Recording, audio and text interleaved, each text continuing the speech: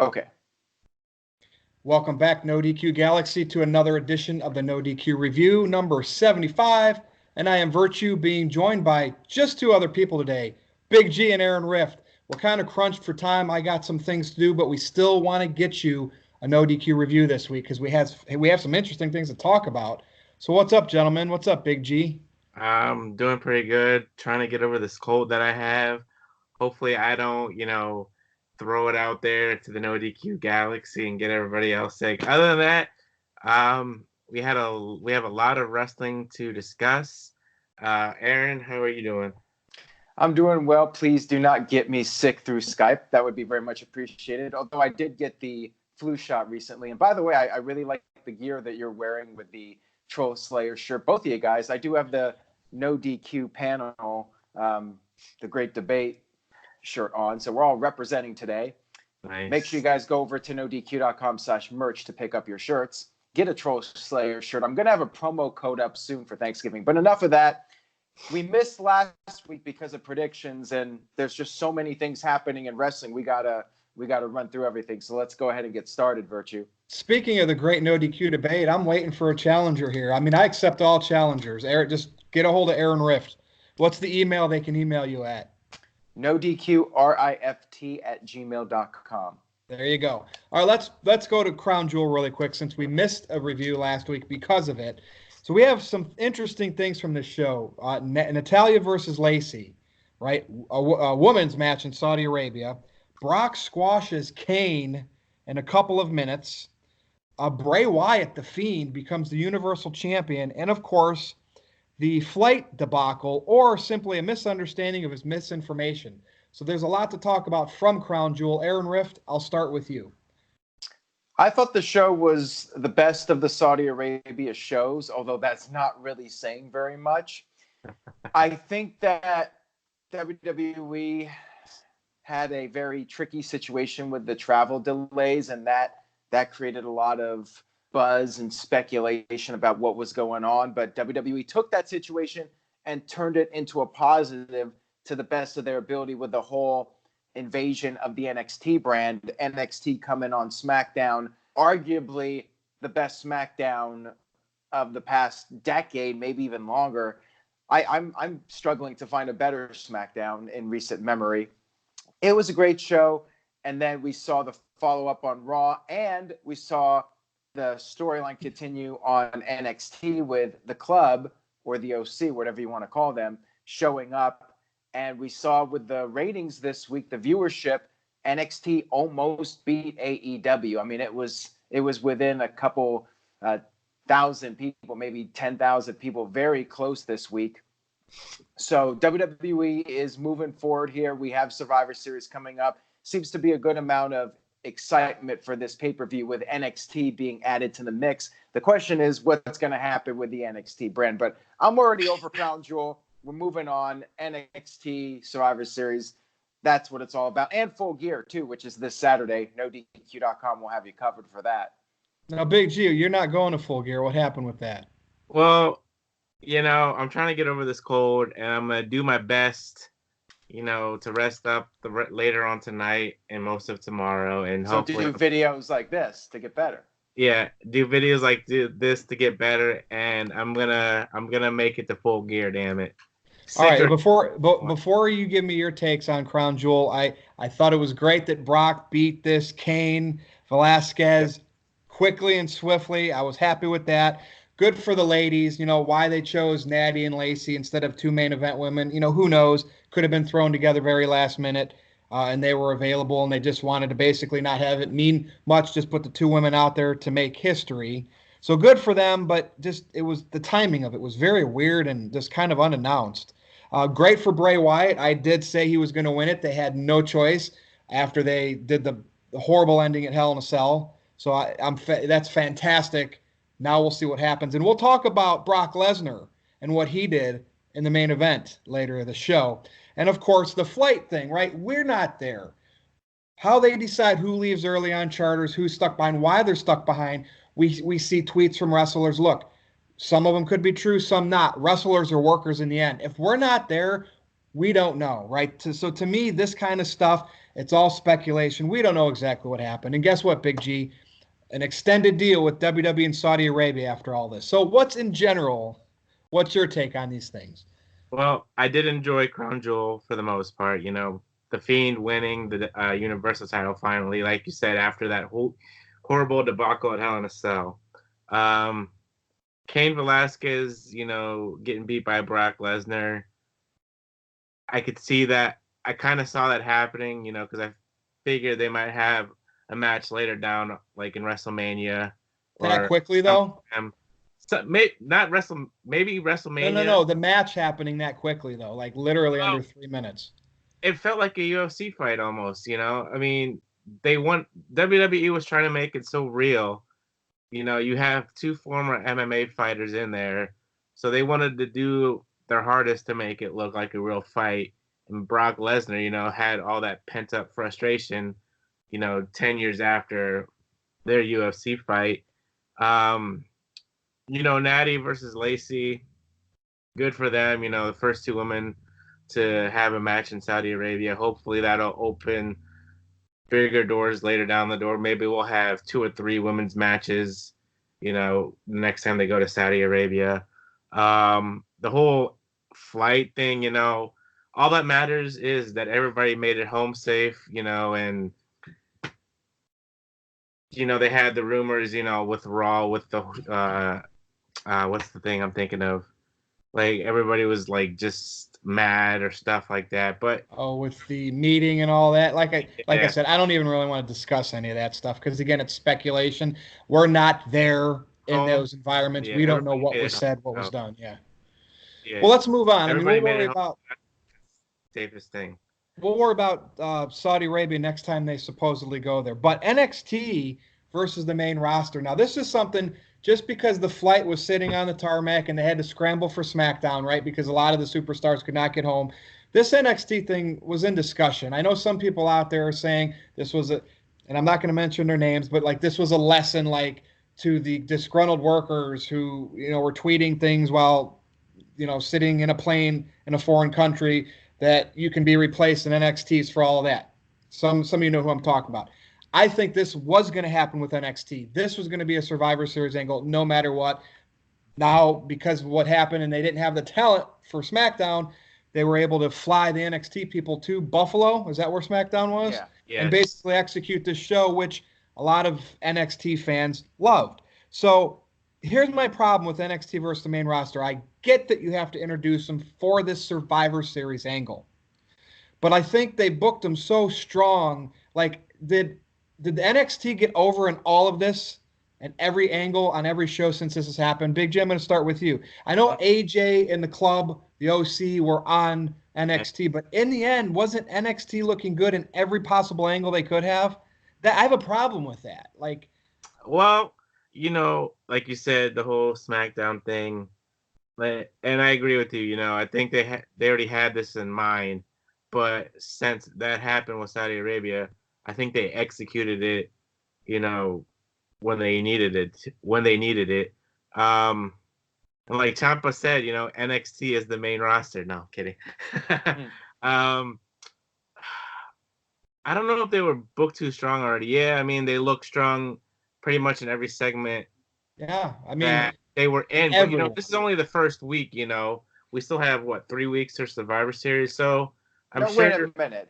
They ran from Zack Ryder and Kurt Hawkins. Oh, yeah. They ran from Zack Ryder and Kurt Hawkins. Man. Those are the power. Those are the keys right there. Man, that's tough. Like I said, we still got a couple weeks till Survivor Series. So I'm sure Raw and SmackDown will, get their push payback in this invasion angle. And, good for NXT for, finally making it onto, I guess, one of the big 4 pay-per-views. And part of, this had to be orchestrated for a while now because NXT versus AEW on Wednesday nights. And Aaron, you just said this week it was within 10,000 viewers, right? I mean, NXT got really close. And this main roster exposure might be helping. We'll have to see how this pans out. NXT ratings on Wednesday night. So, Aaron, You know what sucks about this whole thing now? We're getting this NXT to the main roster invasion angle for Survivor Series. Velveteen Dream's hurt. So what's your take on this whole situation?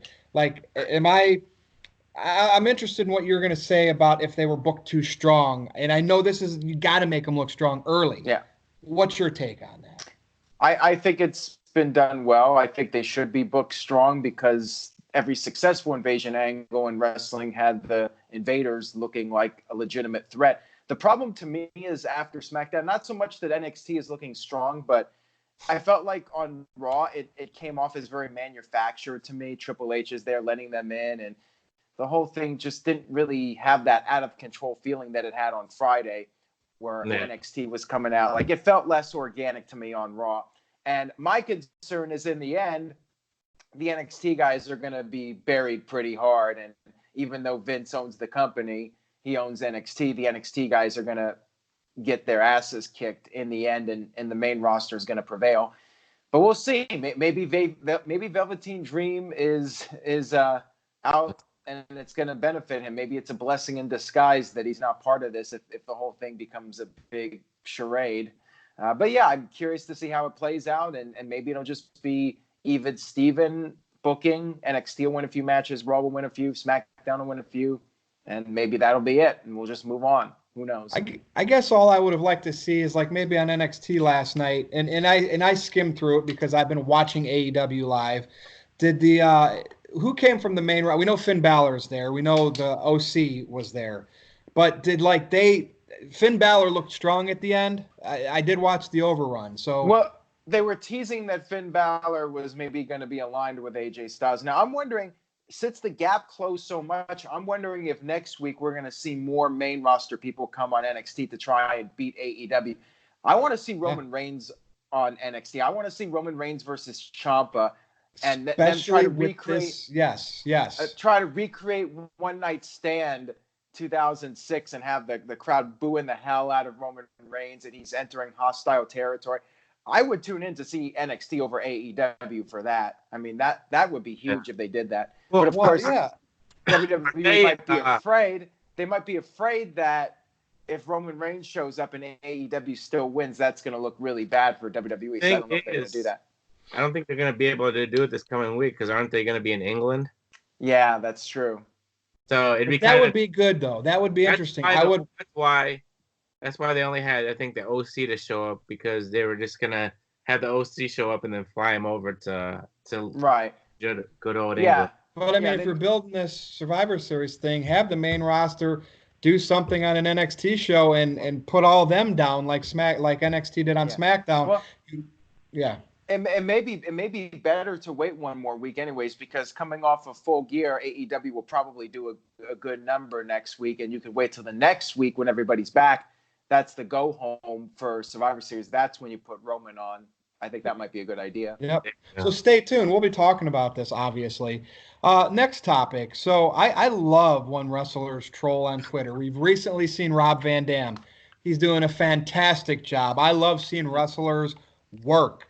Randy Orton has been pretty good at this lately, teasing, hey, Elite, I'm not happy. I might be leaving for AEW. And then we get the news, Aaron, and have you confirmed that he does have an extension with WWE? Randy Orton is loyal to Vince McMahon. Right. Well, Randy Orton love this. Confirmed it. Yes, and I love that how he trolled this, and then bam, Randy Orton's not going anywhere. I think this is great for the business. I understand a lot of people don't like certain things Vince McMahon does, WWE Creative does, but Randy Orton's an old school guy that fits the Vince McMahon bill, and I like to see that loyalty, that brand loyalty for a worker. I mean, granted, it's fun to see him hop ship like back in WCW and ECW and WWF days, but I'm kind of tickled that Randy's decided to troll the fans and then sign a long-term extension. Aaron, what's your thoughts with this? I normally am not big on contracts. Something about this one, I gravitated to, probably because he trolled.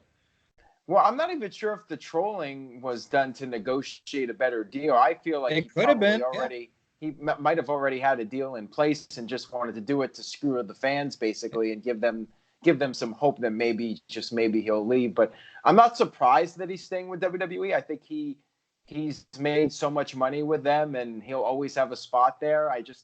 don't see the need for him to leave. Like, he can do his light schedule, and he can have things under his terms and make the big money. So why not? Why go anywhere? If things are going well for you, why not just stick with the company you've been with, and keep collecting that paycheck? So, is there anybody, Aaron, that you see possibly in WWE like getting out of their contract or just not re-signing? Just anybody that could be hopping over that's disgruntled, like a Rusev? I don't know, but is there anybody you kind of can pinpoint as a possibility?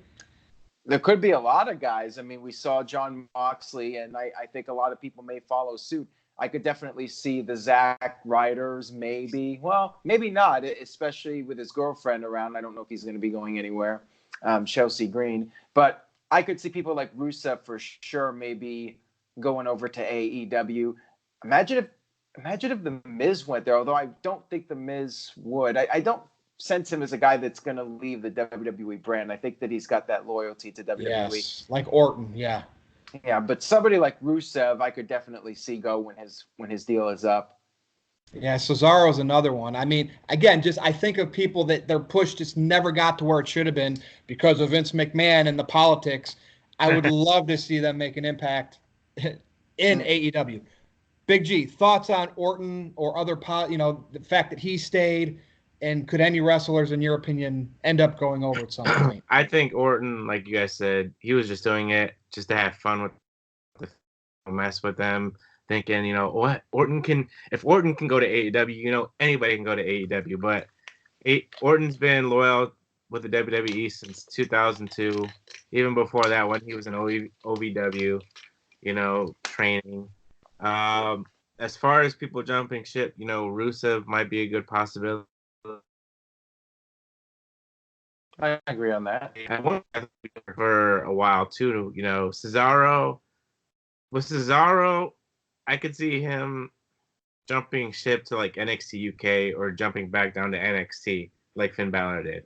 But there's so many possibilities. It all depends on how people feel, how they are being treated, in WWE, if they're being utilized right or if they're not being utilized right. And then whenever the time is right, like they have money. It all comes down to money for the most.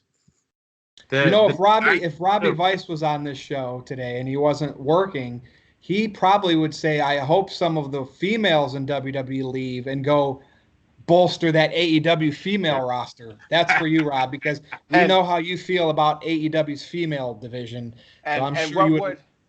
What would TJS say about the females? I don't know. Put it in the comments below, NoDQ Galaxy. But I mean, yeah, I'd like to see that. I mean, and down the road at some point, because contracts come to an end, I'm interested to see who the first AEW superstar that leaves that company that ends up going over to WWE. People, one day, as long as AEW sticks around, it will happen. It happened in WCW, right? And that's just how it is. Locker rooms, nothing's a perfect work environment, right? So I'm just saying at some point, we know that Kylie Ray got out of her contract for whatever reason. I mean, think about it. A new company that's supposed to be all this excitement, great place to work for, and you have a wrestler leave. It can happen. We don't know why or how, but it can happen anywhere. There's no such thing as perfect conditions. Anything else you want to add, Big G? No, not really. No. Nice shirt, by the way. Thank you. So let's talk about AEW Dynamite, which is a topic I like to talk about on the review now since it's been on TNT. And we do like the goods and the bad. So, Big G, I'm going to start with you. Immediately, the first few things that I enjoyed, obviously, the Cody Rhodes promo was fantastic. The Chris Jericho spoof video package of Cody's was fantastic. And I like the wrestling. I know a lot of you know DQ Galaxy like the matches, right? You like that craziness. But what I like to see video packages. I like to see promos. I like to see Shivani in the ring doing the interviews. And I like to see the chaos at the end of the show to go off the air. The only thing that was missing this week was Nitro's music. Like, that would have really took me back. So what do you think on the goods and the bads, Big G? This past episode. I mean, I didn't say any bads. And no. you gotta have some bads. Robbie Vice would. I did enjoy the Cody promo, the Jericho, the whole thing with oh my God, what's his name? I can't think of his name. Joel Vincent. What was his other name? Yeah, thank you. That was money. That was money. It just all it missed was Ralphus. Oh, that would have been funny as hell. I did enjoy the wrestling.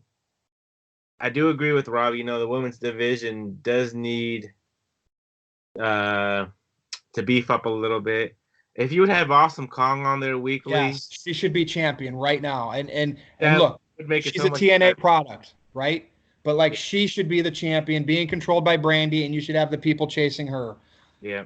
Establish your new people by making the wrestlers that people know, the big stars initially, like Jericho. Yeah. But go ahead. I mean, I did enjoy Dynamite. I've been watching it the day after, because I watch NXT Live, and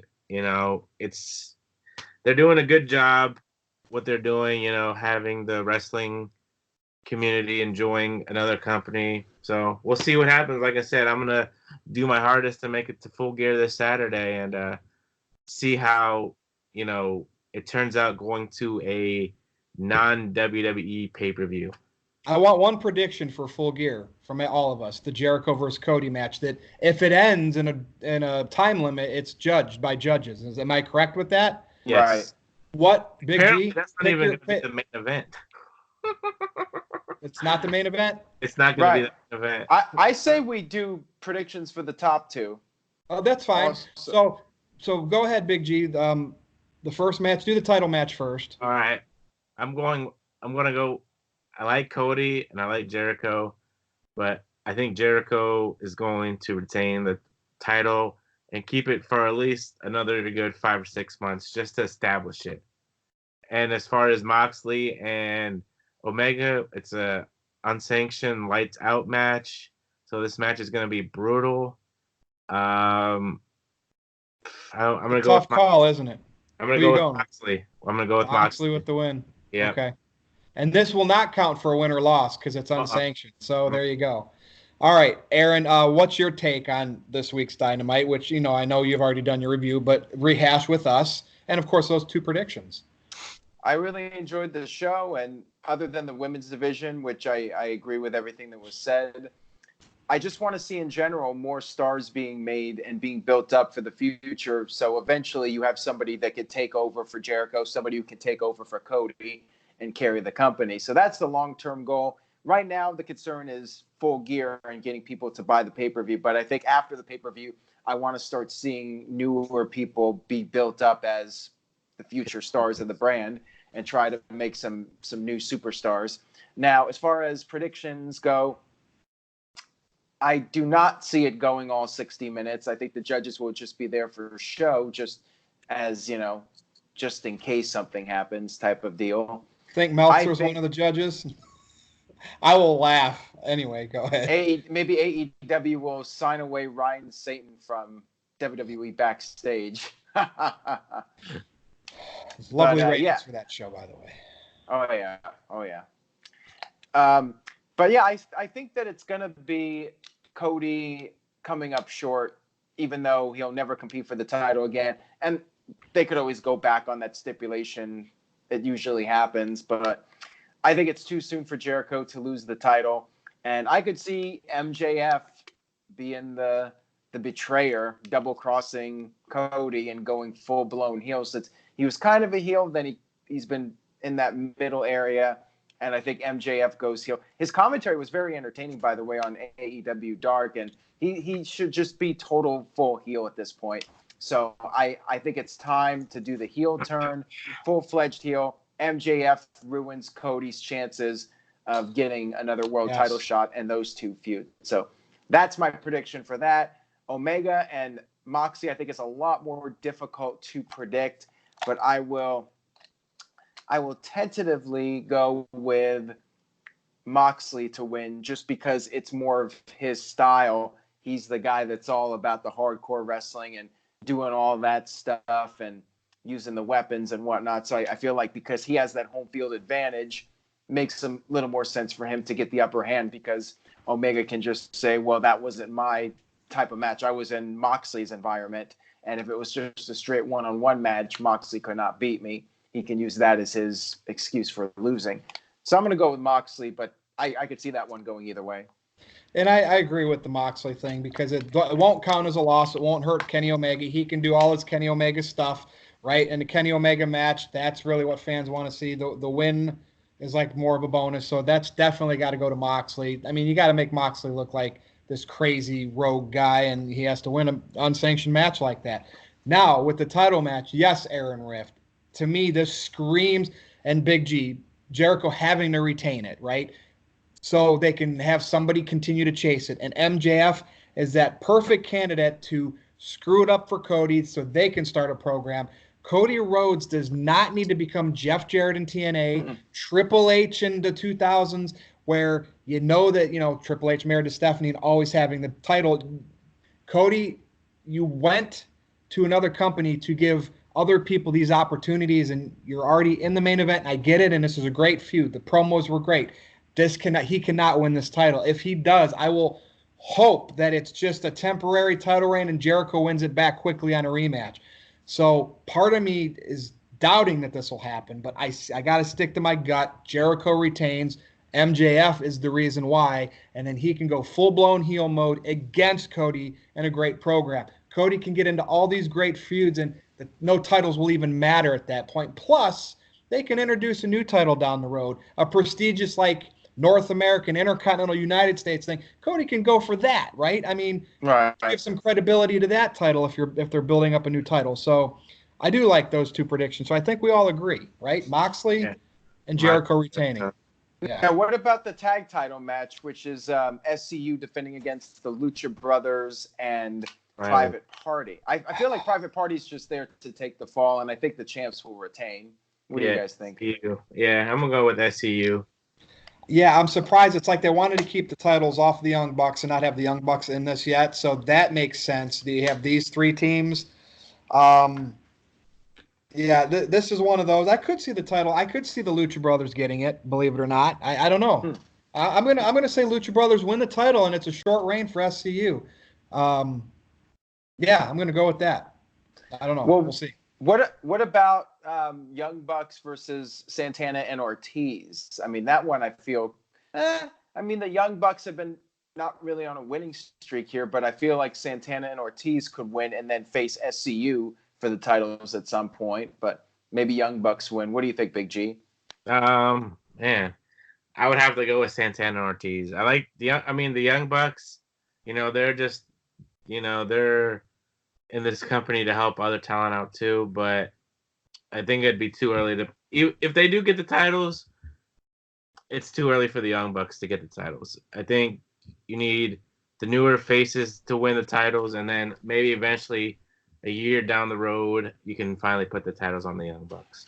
Well, right. I'm gonna because we're not. This is AEW, because I picked the Lucha Brothers winning the titles on a short SCU reign. I'm going to say Young Bucks are going to beat Santana and Ortiz. Now, yes, we want to keep the inner circle strong, but guess what? Santana and Ortiz are probably going to make an appearance in the main event at some point, or, who knows? I mean, you got Hager, you have Sammy Guevara, or however you say his name, the Sammy G. What does Jericho call him? The Spanish God. So if Jericho retains the title, the inner circle can lose other matches. So, again, this is just me putting the name brand people over, and I get that you want to push the younger stars, but I'm going to go Young Bucks and Lucha Brothers. I almost said Luchasaurus. Too bad he's injured, by the way. I know, really. Yeah. Let's go to the main event, and it's back to Brock Lesnar. So obviously we know he's still the WWE champion, and what does WWE do? They have Bray Wyatt, the Fiend, win the Universal title, which is great, right? I called for it. They had to do that, but he's on the SmackDown roster. Brock Lesnar was on the SmackDown roster. I thought maybe they can book themselves out of it by having the Fiend do something dastardly and they strip him of the Universal title to protect him. But instead, or, they could have Brock lose to someone on Raw. But instead, they have Brock quit SmackDown. Fox SmackDown, right? They're trying to make it like Fox executives chose Brock Lesnar and then he quits. So I just wonder in real life how they think about Brock Lesnar. Now, we know he's part-time and he's not always on the shows, but I just want everybody's thoughts on this. I thought that was so strange for Brock to quit SmackDown that's on Fox on a bigger platform just to go mess with Rey Mysterio. just so they can have this underdog match for the third year in a row with Brock at Survivor Series. We know he did one with AJ and Daniel Bryan, right? Yeah. Well, how long ago was it that he got squashed by Goldberg at Survivor Series? Now he's doing these underdog matches where these underdogs kind of try to scrap and fight, but Brock beats them in the end. So, Yeah. Big G, take it away, man. Brock Lesnar quitting SmackDown as a WWE champion to go to Raw just to find Rey Mysterio? Like, what? Yeah, I thought that was kind of weird. You know, didn't Brock and Mysterio feud back in the day, like in early 2003? If I'm not mistaken. They probably did before Brock something like that. You know, no, never mind. That might have been Big Show and Rey Mysterio because I'm thinking about the whole stretcher thing. Yeah. But I mean, I don't know if they ever met on SmackDown or whatever. But yeah, you know, it's gonna be strange, you know, seeing the Universal title on SmackDown. You know, I think doesn't Bray Wyatt, didn't he make like a special like title, like they made a special title just for him, right? Like we haven't officially seen it on TV yet. I think it's just been pictures on the internet. Yeah, pictures. Okay. I think since you have Roman Reigns on SmackDown, I mean that'll help the ratings, and they guess USA wanted a bigger name, so they brought back Brock Lesnar, and then you know when Rousey decides to come back, they can put Rousey on SmackDown. Aaron, is there a possibility that Rey wins the WWE title and then Brock quits Raw and goes back to SmackDown? I'll give a free T-shirt if it happens. I don't think your thoughts on it. Yeah, your thoughts on this whole they get so bad at their creative. They could have got to where they needed to be in so many other ways than having Brock quit SmackDown. Like if he was quitting SmackDown to go to Raw to like face Seth Rollins, the guy that dominated him this year, I would get that. Like, so what's your take on this? Well, I think it's a bit silly that Fox is just going to let it happen. At least in the storyline, we should have the Fox executives trying to sue, and they would be coming to Raw and getting in Brock's face, and maybe he beats up the Fox executives. Like, there should be some kind of follow-up with that. If there's no mention of it again, then it's pretty stupid. But I guess they felt that's how they would switch the titles around and have one champion on each brand. But yeah, Rey Mysterio, Brock Lesnar, I'm sure it'll be entertaining. Rey will flip around and it'll be the same match as we saw with Balor and AJ Styles. But that's the problem. We've seen it before. It's the same old thing. I want to see something different with Brock Lesnar. Again, it's just rinse, wash, repeat. It's the same thing over and over again. I want to see Dominic come out and cost his dad, like something cool like that. Like, I know it's probably way too early, but like, I mean, those are the kind of storylines like I like, like, whoa, what happened there? Yeah. I think Rey's going to put up a good little effort. He'll be a very game Rey Mysterio, but in the end, the beast will prevail. And I will put a T-shirt out as a bet. And if somebody tweets and Brock Lesnar loses the title, I will be sending somebody a free T-shirt. So stay tuned. That will be for Survivor Series. So that's it. I wanted to keep this short. I got some things to do, but since we didn't do a review last week, and we could only get a 3-man panel, I still wanted to get something out there for the NoDQ Galaxy. So Big G and Aaron, thank you for getting on and doing this, especially since I'm crunched for time and we couldn't do it the normal way. But NoDQ Galaxy will be back with our 4-man panel. Robbie Weiss will be back. Let's do our plugs. I mean, if you have anything else you want to briefly talk about before your plug, go ahead and do it. But Big G. NoDQ.com/Big G takes you to my Twitter page. NoDQ_Big G on Instagram. Jeff Hiltz on Facebook. Like Aaron said earlier, NoDQ.com/merch. You can get some hats, Troll Slayer shirts, sweaters, coffee cups, you name it, it's on there. That's it for me. Aaron. Well, I just posted some videos with Jeff. We got the NoDQ.com year-end awards going on. Not Big G, but Jeff Meacham got the year-end awards. Got several more categories going up. So make sure you head over to NoDQ.com and vote. Your vote does count, and spread the word. Subscribe to the channel, turn on the notifications, and stay tuned for more. Next week, we should be back in full gear, so to speak, with the NoDQ review team. So Virtue, let's go ahead and wrap it up. Yes, I mean, that's it. Follow me on Twitter. Troll with me on Twitter at NoDQ_Virtue. You can go over to my Facebook, nodq.com/virtue. Yeah, Orange Cassidy. And of course, Aaron and Big G mentioned everything else. That's it, NoDQ Galaxy. Put your comments in the comment section below. Let us know what you think of some of the topics we talked about. I'm sure even though he wasn't on, Robbie Vice, which is at NoDQ Vice, will be in the comments, probably working himself up for next week's video. So thank you for watching. We'll see you next time.